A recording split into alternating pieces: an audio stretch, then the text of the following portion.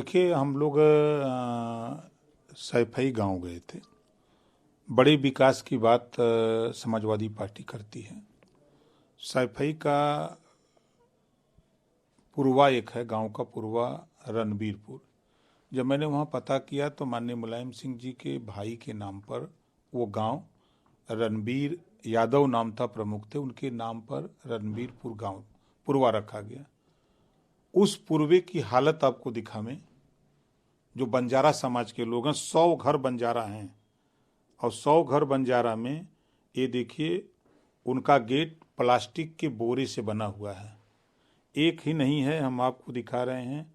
ये मड़ई, टाटी, plastic, tin set डाल डाल करके 100 घर हैं और ना तो इनको रास्ता है, ना इनको शौचालय की व्यवस्था है, ना इनको आवास की व्यवस्था है। और विकास की इतनी ढिढोरा पीट रही है समाजवादी पार्टी की, मैंने ये किया वो किया।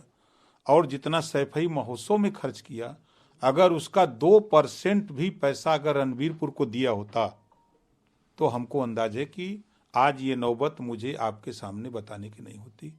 वोट बंजारा समाज के लोग समाजवादी पार्टी को 80-80 हजार, 90-90 हजार, 1-1 लाख लोग वोट एक पार्लियामेंट में देते आए हैं।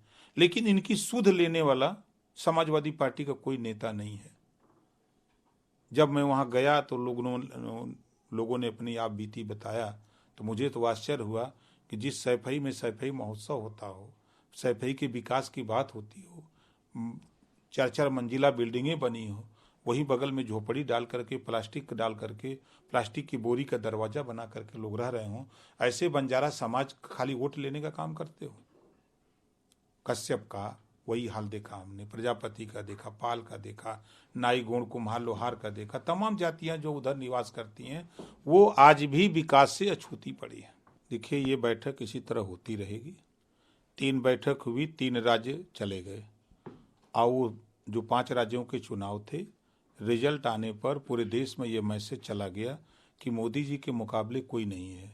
इस बात को समाजवादी पार्टी के राष्ट्रीय महासचिव, आपने देखा कि प्रोफेसर राम गोपाल जी ने भी कहा कि मोदी जी का जादू है। तब मोदी जी का जादू तो 24 में भी चलेगा, आप कहाँ खड़े नजर आएंगे। तो ये एक बैठक करें, बैठक से कोई रिजल्ट नहीं निकलना, फिर अगली डेट पड़ेगी। आप देख लीजिएगा, शाम तक इनकी अगली डेट पड़ेगी और इसी तरह डेट पढ़ते पढ़ते चुनाव बीत जाएगा, इन लोगों की डेट पड़ती रहेगी। देखिए, सदन चर्चा के लिए बना है, सदन में हल्ला गुल्ला करने के लिए नहीं बना है कि वहाँ सदन न चलने दीजिए, सदन की कार्रवाई में बाधा पैदा करिए। आप चर्चा से क्यों भाग रहे हो? आप उस पर नोटिस दो, स्पीकर उस पर चर्चा करने के लिए तैयार हैं तो आप चर्चा करो। और चर्चा करने से आप बचने के लिए आप इस तरह का हथकंडा अपना रहे हो। भाई, आखिर से उनके खिलाफ कार्रवाई क्यों हुई? कार्रवाई होने का कारण भी तो है ना। जब सदन के अंदर, मैं फिर कह रहा हूँ कि वो सदन चर्चा के लिए है, आपको जनता ने चुन के भेजा है तो जनता से जुड़े हुए मुद्दे, उनके विकास के जो मुद्दे हैं उस पर चर्चा करो। आप सदन में अगर सदन की गरिमा के खिलाफ कोई काम करोगे तो स्पीकर 1 बार 2 बार 3 बार समझाएगा, नहीं मानोगे तो कानूनी कार्रवाई वो किए हैं, तो उन्होंने तो अच्छा किया है। भाई, सदन की चर्चा के लिए स्पीकर के यहाँ नोटिस दी जाती है ना, गृह मंत्री और प्रधानमंत्री के यहाँ नहीं दी जाती है। वो स्पीकर के यहाँ नोटिस दी जाती है कि हम इस मुद्दे पे चर्चा करना चाहते हैं और नियमावली के नियम फला के तहत हम इस पे चर्चा करना चाहते हैं। तो स्पीकर के अधीन है कि गृह मंत्री और प्रधानमंत्री देंगे अनुमति, तो उनको स्पीकर के सामने जाना चाहिए, स्पीकर से अपनी बात करनी चाहिए ना।